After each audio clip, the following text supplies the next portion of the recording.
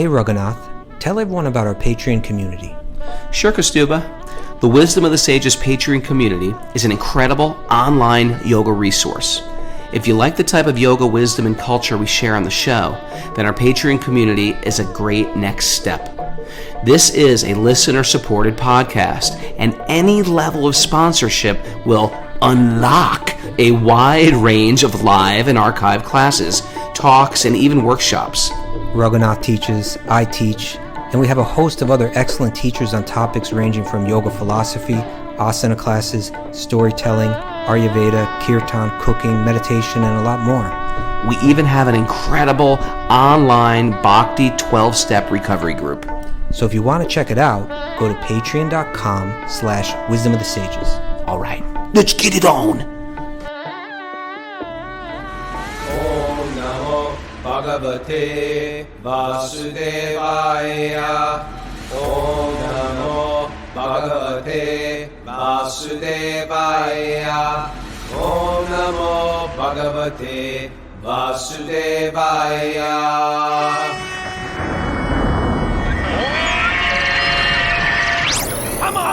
Live from Super Soul Farm, this is Wisdom of the Sages, a daily yoga podcast with your host, Raghunath, and co-host, senior educator at the Bhakti Center in New York, Kaustubha Prabhu. Welcome to the show. Welcome to Srimad Bhagavatam. Welcome to Thursday.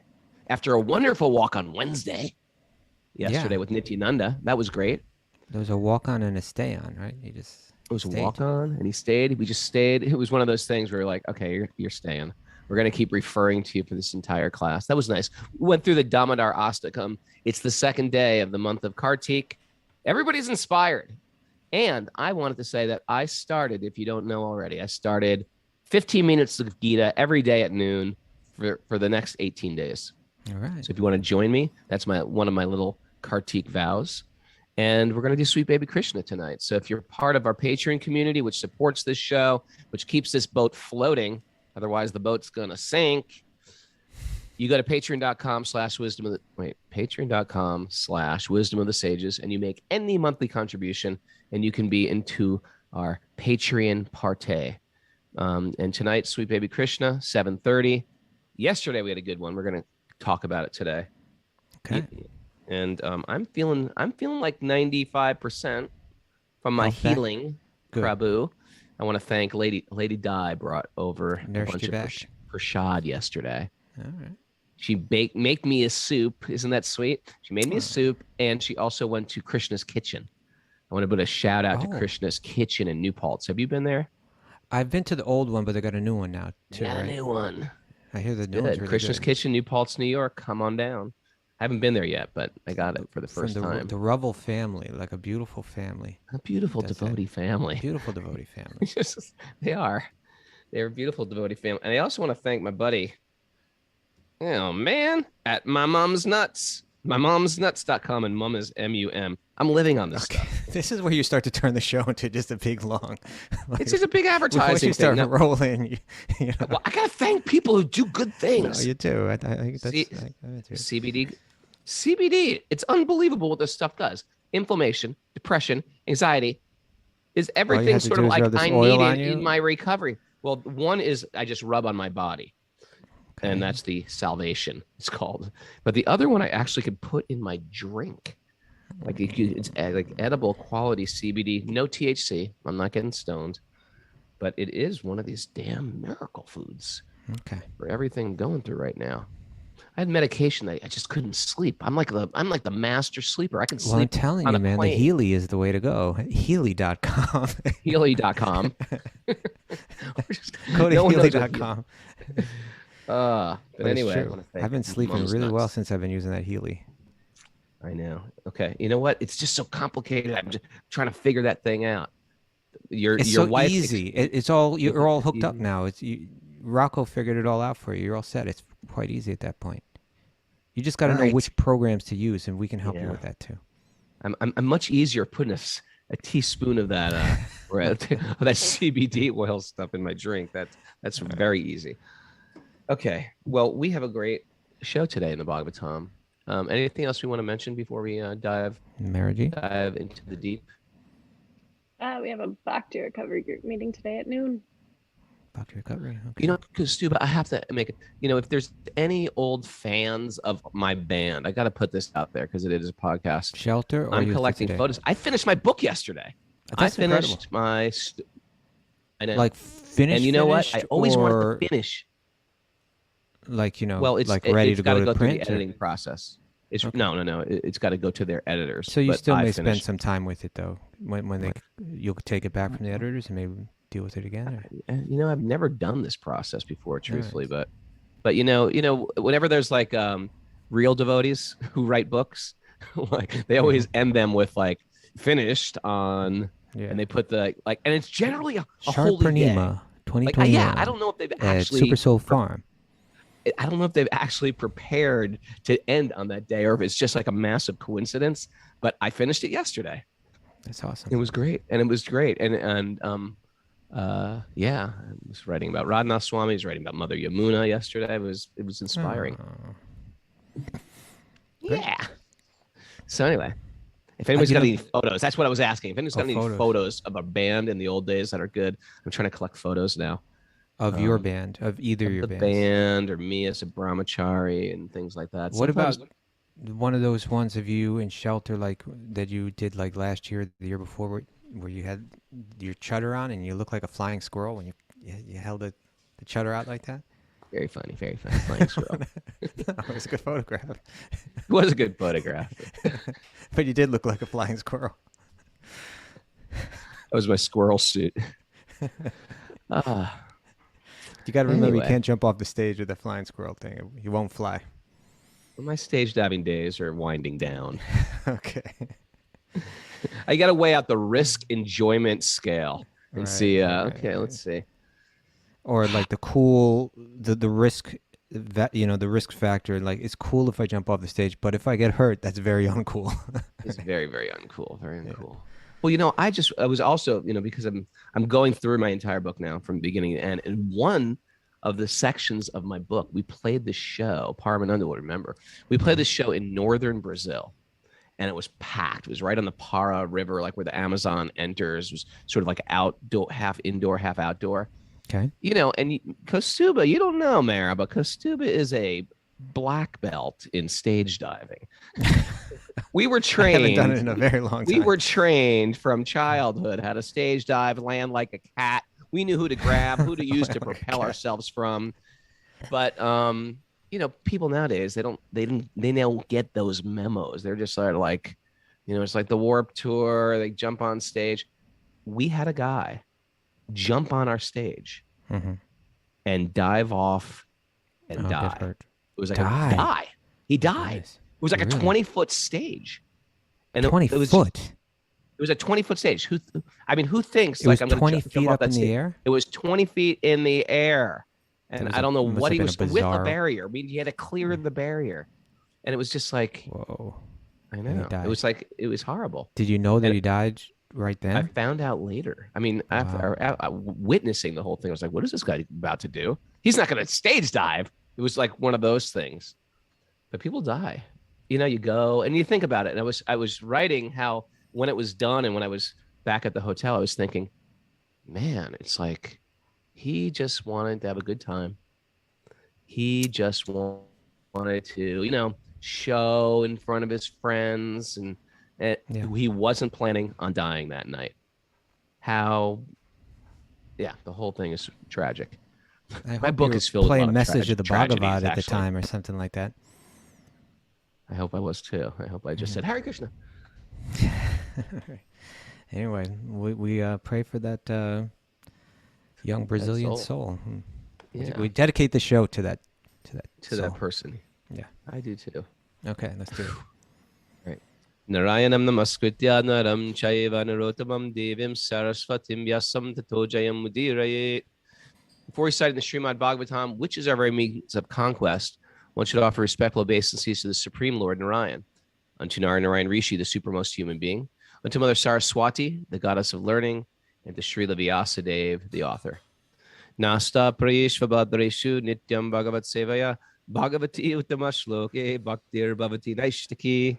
By regular attendance in classes in the Bhagavatam and by rendering service to the pure devotee, all that is troublesome to the heart will become eradicated in loving service to the Supreme Lord, who is praised with transcendental songs, will be established as an irrevocable fact. Om Agyana Tamarandasya Gyananjana Shalakaya Chaksurun Midatam Nena Tasmai Shri Gurave Namaha. I was born in the darkness of ignorance, and my teachers are opening my eyes with a torchlight of knowledge. I offer my respectful obeisances at their lotus feet. Great. I tell you, when Nityananda was reading those prayers yesterday, I was like, oh, I'm doing this all Precision. wrong. I know, it was like, Ding.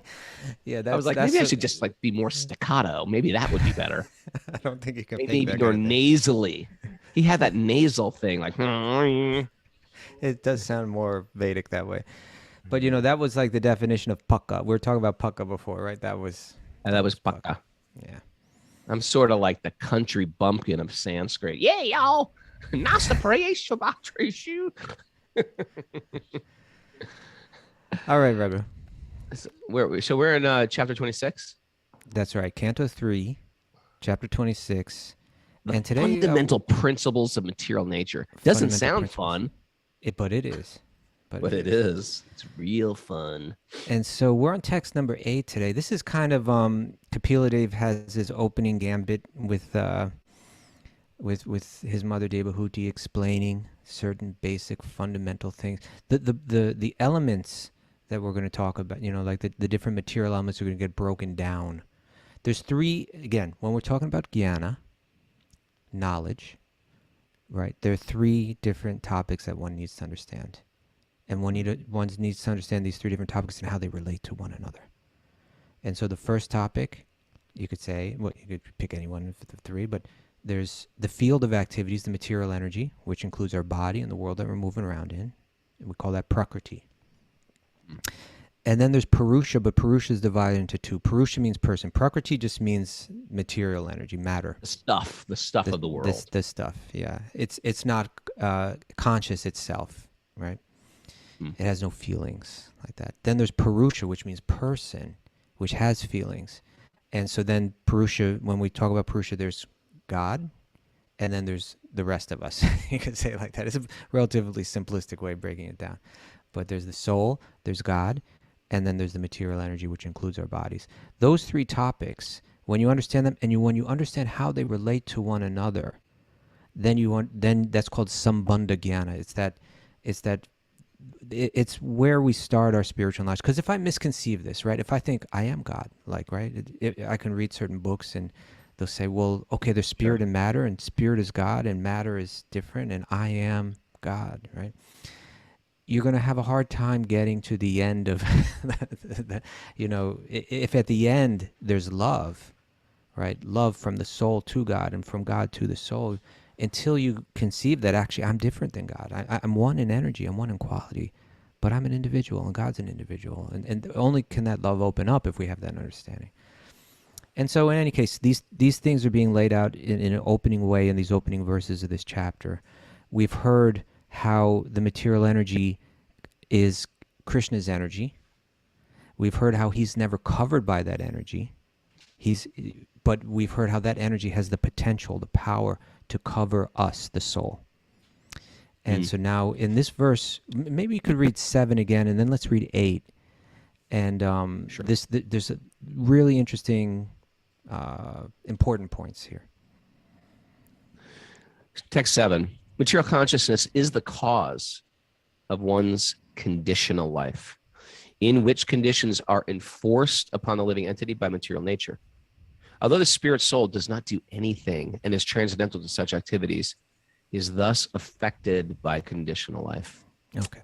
Check. I feel that. I feel it right now.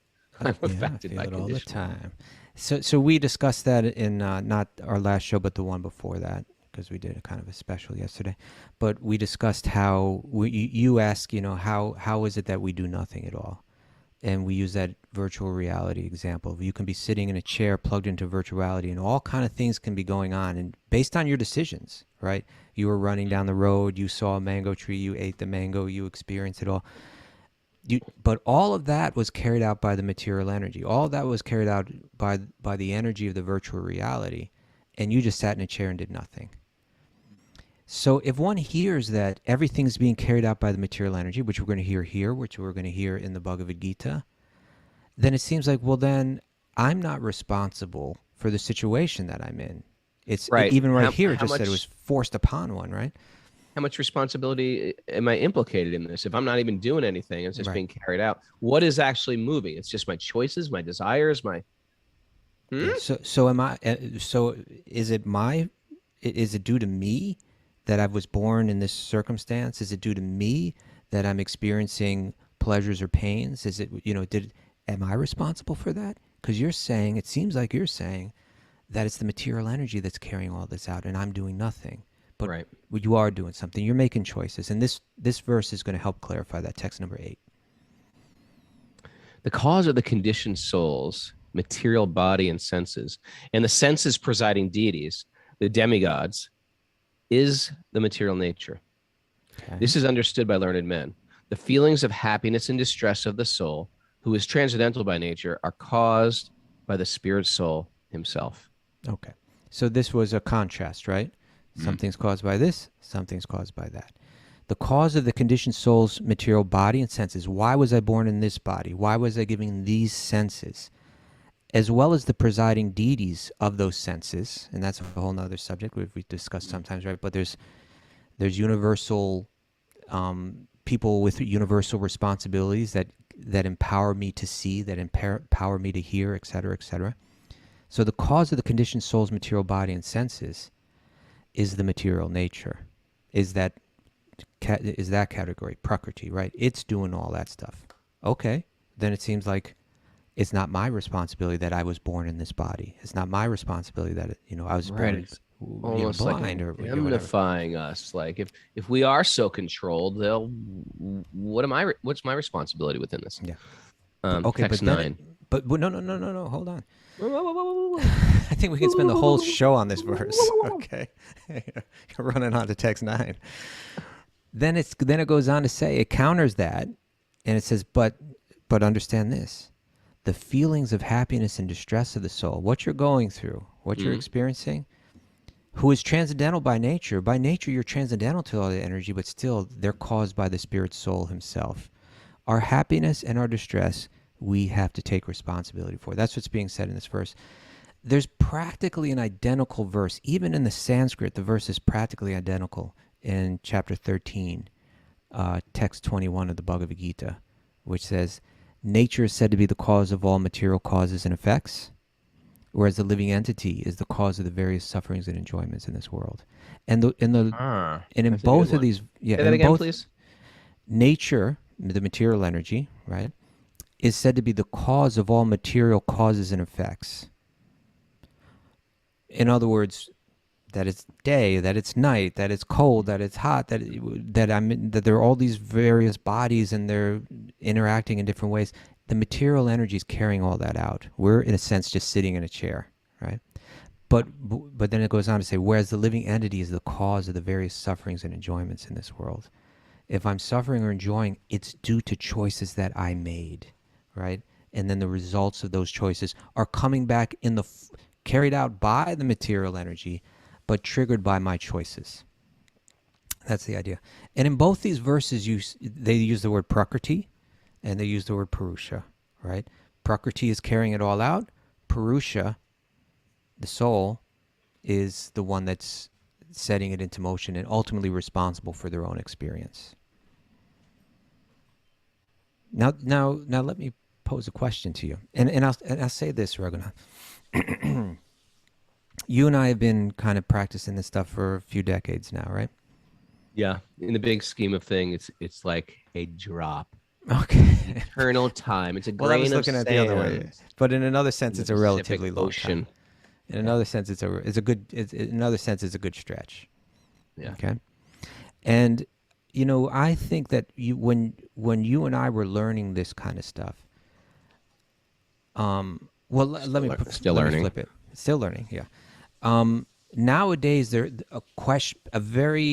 you get a very strong emotional question when you bring up this kind of topic that I don't think people it wasn't nearly as much there. Like, it was there, but not nearly as much 20, 30 years ago. And that is, okay, we're talking about karma here, right? Yeah. The circumstances I'm in, I accept that I caused them by choices that I made in the past. So nowadays, I find far more than in the past, people get very concerned about this idea. And they say, well, then what you're saying is that anybody that's in a suffering condition, that they're there due to their own decisions, and therefore you're taking You're all blaming the victim. You're blaming the victim. Yeah, you're taking all the responsibility away from someone that may be inflicting that condition on them. I have a problem with this. I'm disturbed by this. I'm upset by this. So Did you just experience this in your college university class that you taught? not exactly that, but it was a similar. Kaustubha taught a class at a college university, and he got some pushback. Well, I mean, He anyway. very quickly dismantled the person's arguments. Well, anyway, that was another thing. It was another subject. But this subject is important, and it's something that we really need to look at, and something that we really need to examine. Right? You were telling me that you and I, when we talk about this, sometimes I don't know if you picked it up from somewhere else, if you came up with it on your own, but this idea of radical responsibility. Well, I'm pretty clever. I came up with that one on my own. Was that you? Maybe. Or Instagram. or Instagram. One of my Mara's her brow is, what do you call that when you do that with your brow? furrowing. She's furrowing at me again. Yeah, like I don't think you came up with it. Was that what you're indicating there, Mara? Yeah, she thinks she's heard it elsewhere. Say it enough that it's practically mine. Okay. How about that, Mara? You know, you can do that. You can just keep on taking Yeah, things sooner or later you repeat them think it's again. yours. Next thing you know, you created a whole new narrative. In your own mind. This is mine. This is my show. It's my body. It's my mind. Okay. So, yeah, you at least I've heard you refer to that as taking radical responsibility. But you said you read something about that in the Krishna book, in Sweet Baby Krishna yesterday? I did read something just yesterday about this. First of all, I want to make this point that we are devotees. We are devotees in training. We are transcendentalists in training. I like that word. Transcendentalists in training. Junior sadhus. That's what we are. So okay. Sages in the making. Sages in the making. So our idea is that we do not just see pain and say, oh, that's your karma. You don't hear that out of junior sadhus. You hear that you're in pain. Oh my gosh, what can I do to help you alleviate your pain? That's our default. If we see pain in others, we go to them. We are empaths. We actually try to put ourselves in the pain of others. And then we see how we can help them. And sometimes it's just hearing, being a container for them to speak, just listening to them, listening. And sometimes it's maybe something else. But that is our first responsibility when we see pain. Okay. I'm gonna prove that to you too. Okay. I'm gonna throw some Bhagavatam at you on that point. But that's important. In other words, one could say, well, hold it, with this philosophy of karma, it opens up the door to certain types of abuse or, certain types of oppression, wherein that was part two. That was part two of my statement, which I didn't get to yet. No, I know. I'm building off of you're that. prepping me. Okay. Yeah, I'm just kind of, reframing exactly what you said. So someone could respond to it that way. Someone could say, this is a problematic thing, and it should be, and therefore, because it could be misused, because it could be used to blame a victim, to continue oppression, therefore it should be rejected, right? Fact is that you can say that about almost anything. Knives can be used to stab innocent people, therefore we shouldn't have knives. That's the logic. Stupidas for the Second Amendment. No. So my point is, almost anything good can be misused. Almost anything helpful could be used in a harmful way.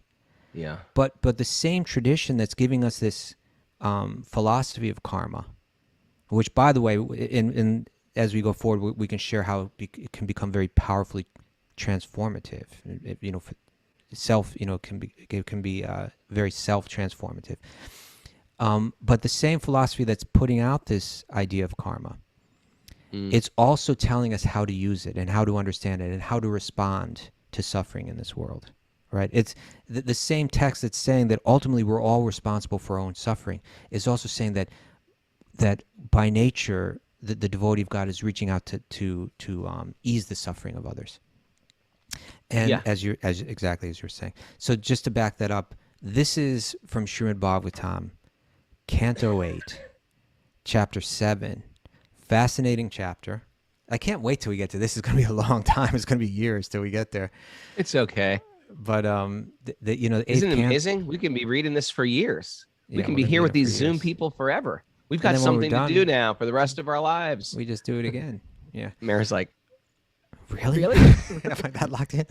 There's no. Sorry, Mary. It never ends. It never ends. We'll probably start at the beginning again. That's right.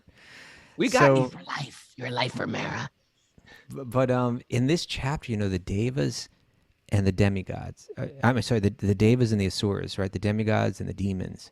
They had to cooperate and work together on this project, right? Which was churning the ocean of milk, right? Because they both wanted to get this amrita from it, right? This Great life-giving- story. Oh, there's so much in that story. By the right? way, there is a massive statue of this, massive, in Yeah. the Bali? Bangkok airport. Bangkok, yeah. Bangkok airport, the churning of the ocean of milk. And as a matter of fact, I remember one of our very early shows, one of the first, in the first month, it was probably within the first 20 shows we had Raghunath Swami on, and he told this story. He spoke it a bit, Remember that? Yeah, when we were at the Eco Village. I don't remember. It was a long time ago. Yeah, well, if just go find our first show with Raghunath Swami, and he discusses this story. But the point is that the first thing that comes out when they're churning is this really deadly poison, right? Yeah. And often things are that way when you embark upon a new mission in life or something like that. You take up a new task and you're working hard, but it seems like nothing but poison's coming out in the beginning, right? Yeah. But the poison was so powerful and so deadly, it was a big problem. No one knew what to do. Lord Shiva stepped up and said, I'm going to drink that poison, right? Neutralize it. And, his wife was there, and, obviously she's concerned, right? It's like... Reasonable. It's reasonable. So this is Lord Shiva speaking to his wife about him about to take up this task of drinking this poison to help others. So this is Srimad Bhagavatam, 8th Canto, Chapter 7, Text 39 and 40. He says, people in general, being bewildered by the illusory energy of the Supreme Personality of Godhead, are always engaged in animosity towards one another. But devotees, right, the Bhakti-yogis, even at the risk of their own temporary lives, try to save them. My dear gentle wife, Bhavani, when one performs benevolent activities for others, the Supreme Personality of Godhead, Hari, is very pleased. And when the Lord is pleased, I am also pleased, along with all other living creatures. Therefore, let me drink this poison, for all the living entities may thus become happy because of me.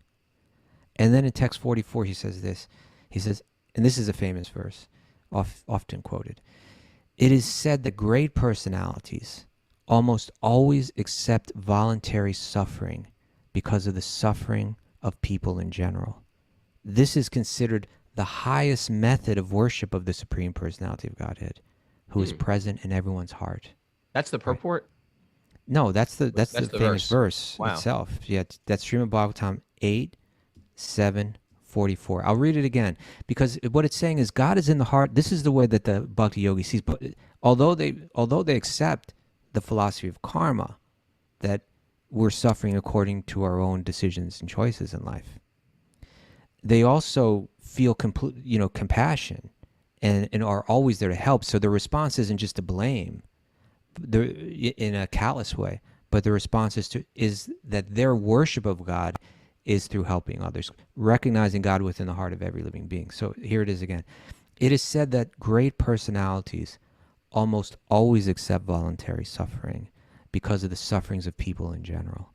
This is considered to be the highest method of worshiping the Supreme Personality of Godhead, who is present in everyone's heart. Boom. Right? It's great. People say, well, why do we worship God? Actually, for the devotees, we're seeing God in the hearts of everybody. The idea of worshiping God and hating other people because either they don't believe in your God or or they don't believe in God, or they're not spiritual people. It's like crazy talk. And I love the fact that it brings it right back to here, that you want to love God, you see God in every living being as well.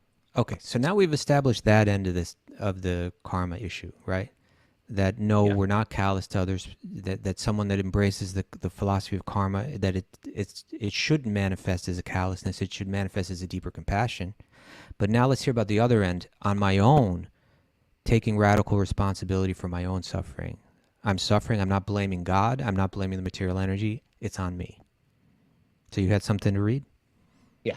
This is, so we got to understand what's going on right now. There is an evil king named Jarasandha. We're not going to tell the whole story. We told it yesterday during Sweet Baby Krishna, but very, very, not only evil, he was actually, it's interesting. He was a very cultured king because he was part of the Vedic culture, but he worshiped Lord Shiva. And in his worship Shiva, he worshiped Shiva for powers and strength. And he was connected with Kamsa. He was actually, his daughters were married to Kamsa. And so he specifically hated Krishna and tried to kill Krishna many times. But he was very, very powerful. And for Yudhisthira to become the emperor, this king had to be taken out. And he had a crazy habit of collecting things. Now, sometimes the wealthy, they collect very interesting things. They collect vehicles, cars, coins. Huh? What? Art. I got bunky. He collected kings. Like he would conquer a place and capture their king. And then he would keep them in dungeons. And then he would plan these human sacrifices, like you'd hear about, like the Aztecs would do or something. These human sacrifices of these kings to appease like these ferocious forms of like Lord Shiva, like Kali Bhairava or something like this. So this is what he would do. So Krishna went. It's such a funny story too. He went in disguise with Bhima and Arjuna, and they dressed as Brahmins. And they sort of snuck into the palace as beggars. And then they begged a duel. So anyway, we won't tell the whole story. But Bhima ended up killing Jarasandha. And then Krishna said, well, now it's time to liberate all these kings. So they let all these kings out, and they were like emaciated. If you can imagine someone living. Once very beautiful, noble, strong, powerful leaders, now emaciated rags. And they are going right to Krishna, and they see Krishna, and in their like such a distressed condition, they immediately bow down, and Krishna's manifesting this very beautiful four-armed form in front of them. And so one of the kings, as a spokesperson for the other, says, "We do not blame this Jarasandha." It's by the way, this is from the 10th canto, chapter 73. We do not blame this Jarasandha, since it is actually by your mercy, Vishnu, that the kings from their fall from their royal position. Infatuated with his opulence and ruling power, a king loses all self-restraint and cannot obtain their true welfare. Thus, bewildered by your illusory energy, a king will imagine their temporary assets to be permanent. So, right, he's giving like deep philosophical thought, considering he is completely distressed himself. Yeah. But he's thinking, this is your mercy. Me losing everything is your mercy, Krishna. I see this. Just as men of childish intelligence consider a mirage in the desert to be a pond of water, so those who are irrational look upon the illusory transformations of Maya as something very substantial. Previously blinded by the intoxication of riches, we wanted to conquer this earth, and thus we fought one another to achieve victory. So he's also claiming his culpability in his behavior, in his illusion. It's like we were just fighting each other for stuff. We were trying to kill each other. We were sending armies to kill each other. There's all these losses when it comes to war. Why? Just to accumulate a bunch of stuff. He said, we wanted to conquer this earth, and thus we fought one another to achieve victory, mercilessly harassing our own subjects, right? That's what happens when you go to war. We arrogantly discarded you O Krishna, who stood before us as death. But now, O Krishna, that powerful form of yours called time, which moves mysteriously and irresistibly, has deprived us of all of our opulence, right? This is what time does. Yeah. Can you imagine what it must be for a king? We can't even imagine the power, the wealth of a king. Imagine a king and all of a sudden loses a battle and now you're in prison. You go from having everything at your fingertips to having nothing in a moment. And there's a bunch of other kings in there with you. And you're thinking like, I'm number one. And like, no, I'm just like all these other guys. And now we all got nothing. And we're all sitting here looking at each other. With nothing, desperate, right? What deep realizations, right? But now, Krishna, that powerful form of yours called time, which moves mysteriously and irresistibly, has deprived us of our opulences. Now that you have mercifully destroyed our pride, right? Like when we think of getting our pride destroyed, that's like the worst thing that could happen to us. Imagine if you were walking down the street, you trip, you bang your head on the ground. It's like humiliating. Imagine if anything happens to you that's like for most of us, getting our pride destroyed is like the worst thing that can happen to us. But one who's like been touched by that heart of bhakti, by that seed of bhakti. But now, O Krishna, that powerful form of yours called time, moving mysteriously and irresistibly, has deprived us of our opulences. Now that you have mercifully destroyed our pride, we beg to simply remember your lotus feet. Never again will we hanker for a mirage-like kingdom, a kingdom that must be slavishly served by this mortal body, which is simply a source of disease and suffering, and which is declining at every moment. Nor, O Almighty Lord, will we hanker to enjoy the heavenly fruits, the pious work of the next life, since the promise of such rewards is simply an empty enticement for the ears. So they're not, it was just in that seeing of Krishna that it started to relinquish all of their like past poor choices and activities. But I was saying yesterday on the Sweet Baby Krishna how, any spiritual path, and we have it here with our Bhakti recovery group, you can only go so high in your spiritual evolution when you stop blaming the world for everything that's wrong in your life. We're going to just bump our head on a ceiling again and again in our spiritual life when I blame the world for everything that's wrong. And if you really weigh it out on a scale, what do I got here? I have bitterness with the material world, bitterness with people, bitterness with friends, bitterness in this relationship, bitterness in my workplace. Or I accept there's benevolence.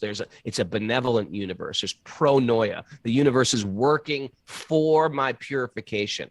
And therefore, people, places, situations get sent to me for the purification of my heart. Right.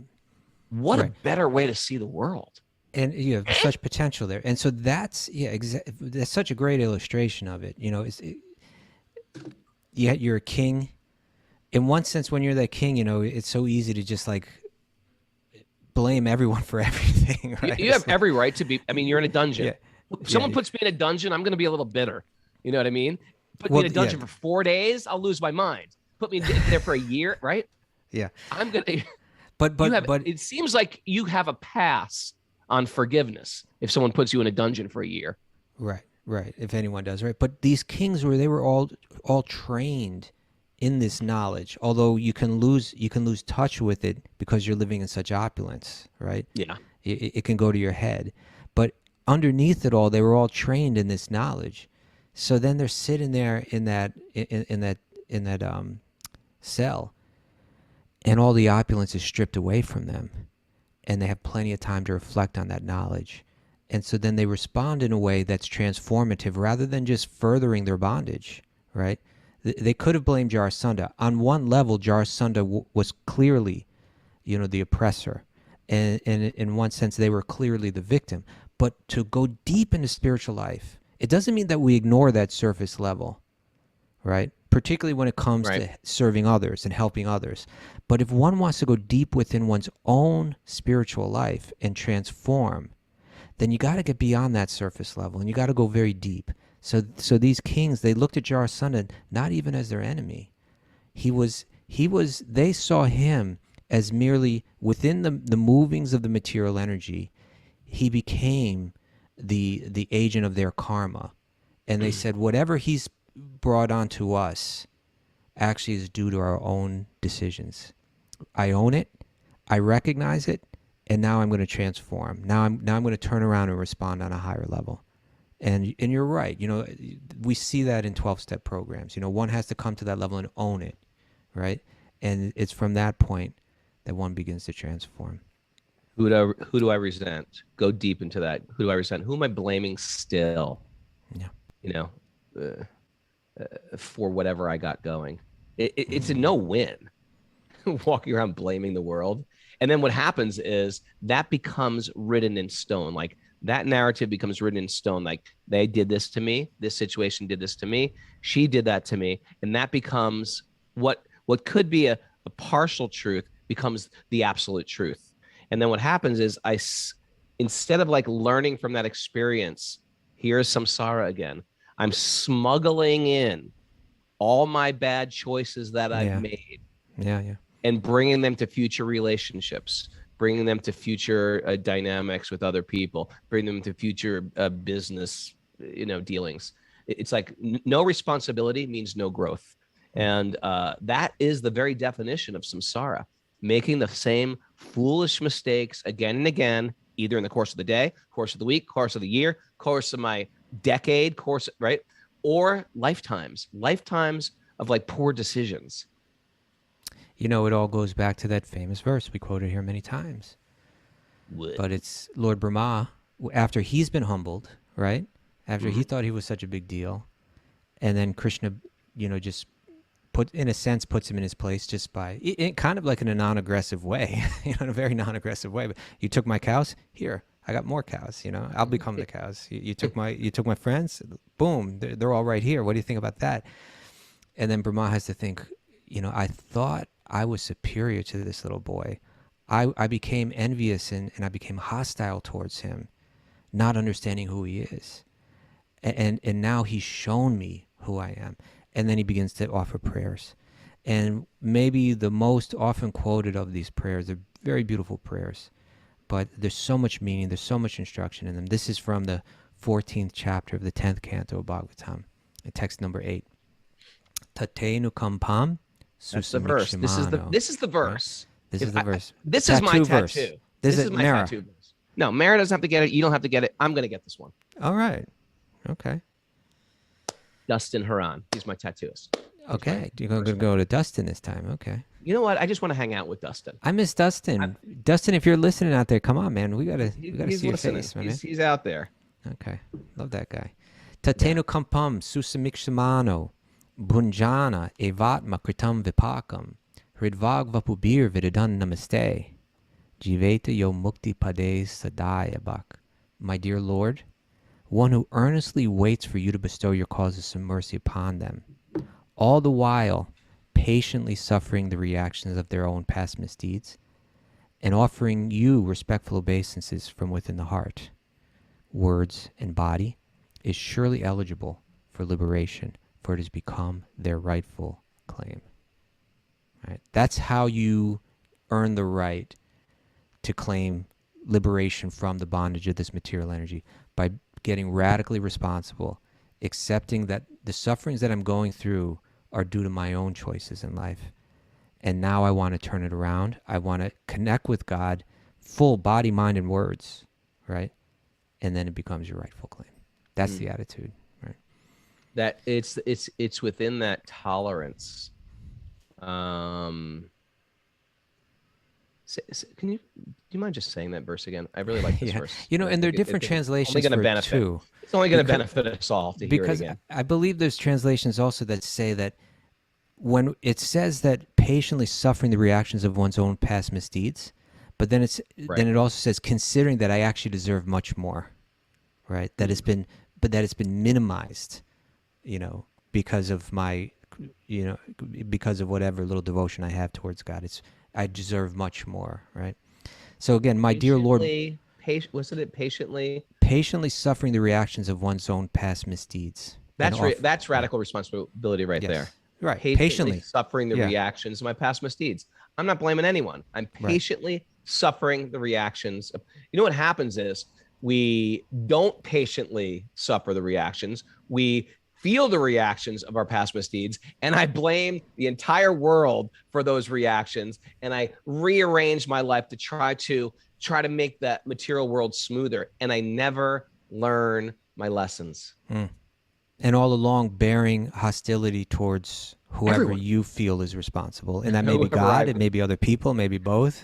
I'll blame everybody but myself. Isn't it amazing? It is amazing.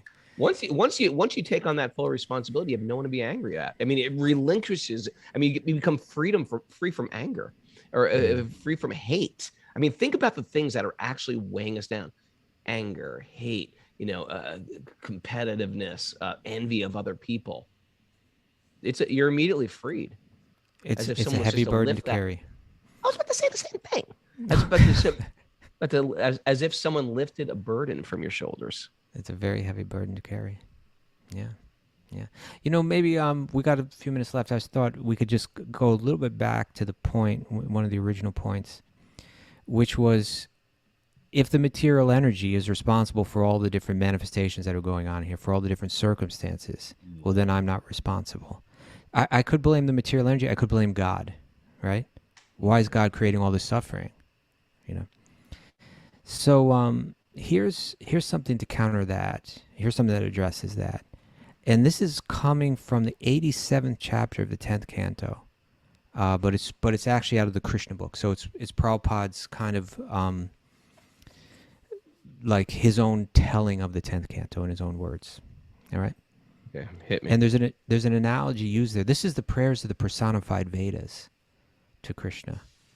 So like these are like, you know what the personified Vedas are, Raghunath? Do I know what they are?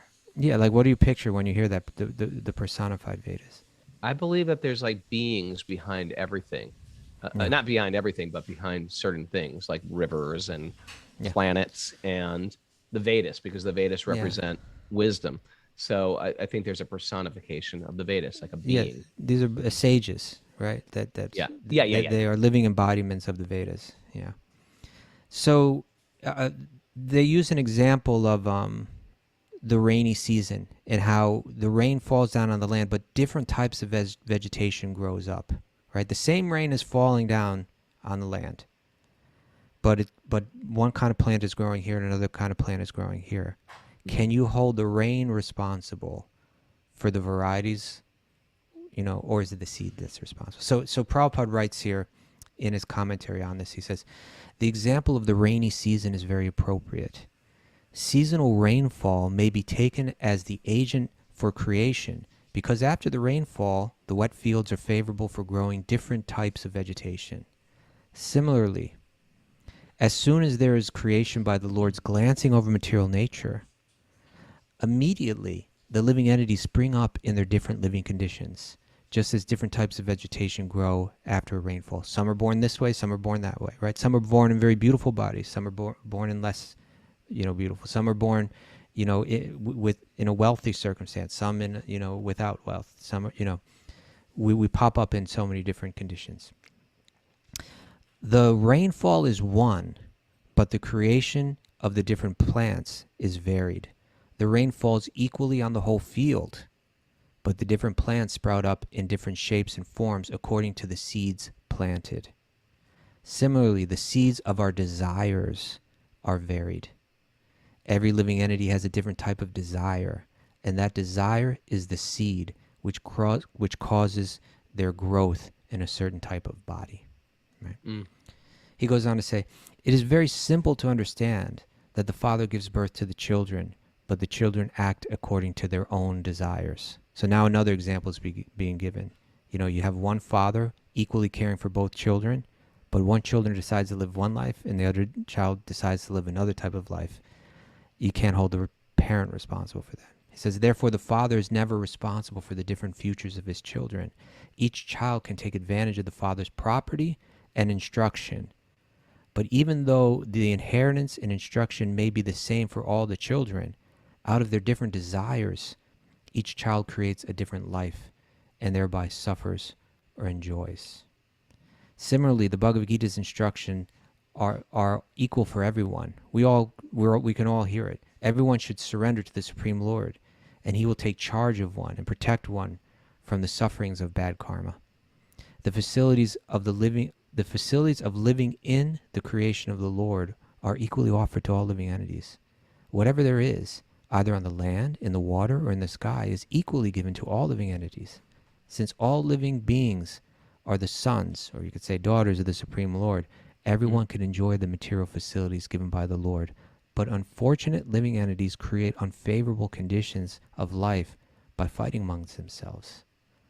The responsibility for this fighting and creating favorable and unfavorable situations lies with the living entities, not with the Supreme Personality of Godhead. Therefore, if the living entities take advantage of the Lord's instructions as given in the Bhagavad Gita and develop Krishna consciousness, their lives will become, Raghu? Ecstatic. Sublime. Sublime. Sublime. One of those Prabhupada words. Yeah. Ecstatic. Right. Sublime. And they can go back to Godhead. So again, if we go back to the beginning of today's show, we started with the idea that this Sambandagana I don't think I've ever being said laid out. ecstatic or sublime before I got into Bhakti. I don't think I ever Sublime. said those words. Sublime. I wonder if that band Sublime would have ever happened if it wasn't for Prabhupada. Maybe they were like, you know what? I read this book. I got in an airport. Sublime. Sublime. Let's do it. Let's use that Chant and name. your life will become sublime. They're like, yeah, let's go with that. But as we started today by saying that right here at the beginning of this chapter, where Kapilades acting as the Morpheus, right, and kind of laying out the matrix, he lays it out. We need to understand these three categories of being, tattvas, right? So there's the Prakriti, there's the material energy, there's Krishna, who's Vishnu tattva, and there's us, the souls that are Jiva tattva. We need to understand how they relate to one another. And what we looked at today was a way of saying, okay, we're all, due to the movings of the material energy, we're all in different circumstances. God is all powerful. It's all his energy. The material energy is moving and making it all happen. And then we're sitting still, but making choices within that material energy. Who's responsible for my suffering? Is it God? Because he's the all powerful one here, right? Is it the material energy? Because the material energy is like doing all the moving. No. Yeah. Actually, I have to accept it Blame myself. God, blame the world. Now, I'm not going to blame God. I'm not going to blame the world. I have to accept radical responsibility. And at the same time, that doesn't mean that I'm just forcing you to accept radical responsibility and acting in a callous way. I respond to your suffering, to another suffering, with compassion. That's the formula. Accept my own sufferings with radical responsibility and address the sufferings of others with compassion. Now you've understood the whole thing, you're not taking just half of the equation, you're taking the whole equation. And that's what Gita and Bhagavatam are teaching us how to live. That was it, man. You put it in a capsule there. There we go. That was beautiful. Very beautiful.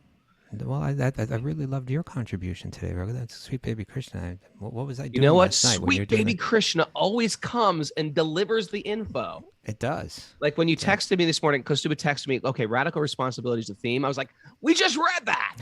That was what we just read, those impoverished kings. Well, people Let's are see saying what's that going to here happen tonight. I don't know on where the we're chat going. board today too. We started talking about the churning of the ocean of milk, and people were just Nityananda and say, hey, I was just reading about that this morning. It's all magic stuff It happening. all connects. All right, my friend. It's time for takeaways. Little bits of nuggets that we can put in our pocket, take with us for the course of the day. Mara compiles them. The Zoomers write them in. What do we got, Mara, that I can use in the course of my crazy day? We have some good ones today. Oh, yeah. All right. We have to accept radical responsibility for our happiness and distress. We are transcendentalist in training and sages in the making, and our default reaction is compassion. Yes. Yes. Worship of God is seeing God in the hearts of others. Boom. Time can take all of your opulences in a moment. In a moment. In a moment. It's a low ceiling if you're blaming the world. It's a very low ceiling for our spiritual evolution if we're blaming the world. Yes. There are no passes on forgiveness, even in a dungeon. Ooh, I like that. I'm gonna pass. Own it, recognize it, and transform it. Did you tattoo Kaustubha, right there. Did you say that, Kaustubha? I think someone that's a just good kind of one. like pieced that together from Someone their... pieced that together. That's a neck tattoo. I deserve much worse. I deserve much worse. That sounds bad. Okay, though. Mara, that's your tattoo. You ready? I just. It doesn't sound deserve much good. worse. Walk around with that T-shirt. Although that could be sort of funny. I deserve much worse. No, So much worse. That's pretty good. I and deserve. Have a picture of Lord responsi- Brahma on it. no responsibility means no growth. No Boom. response. What I deserve much worse. It's like then what? Like than my face? I deserve much worse than this. Maybe that should be the title of today's show. Title of my book. I deserve much worse than what I got going on here. Thanks everybody for joining us. Thanks to all these people that snuck in the back door when the show already started. I didn't say good morning to. You're cheating me out of saying good morning. Who we got? Yeah, here? We got 110 Mallory, people. We're who's- getting back up to those kind of numbers now. Yeah, we got Mallory here who's walking around Tuscany still, milking the goats.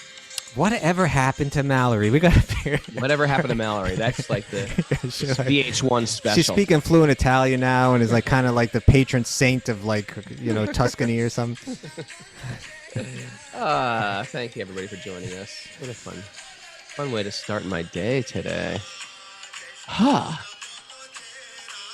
Well, if I'm just realizing the Wisdom of Sages website is not up to date with our retreat. But if you it's want to really know bad, about actually. the retreats that we're doing, go to raghunath.yoga, RAGHUNATH.yoga. And Wisdom of the Sages retreat is happening. It's real. It's actually going on. January 13th to January 21st in Cali, Colombia. We have our Kirtan Academy after that, January 23rd to the February 1st with me and Madhu. And yoga, yin, restorative, January 2nd through the 10th. You're all invited. We're all going to hang out together. Great way to start a new year, And today at noon, join me on Instagram Live for my little day 2 of Gita reading. We're going to talk about spiritual choices and material choices and how that creates us. Okay. In the meantime, Kaustubha, shall we dance? Let's dance.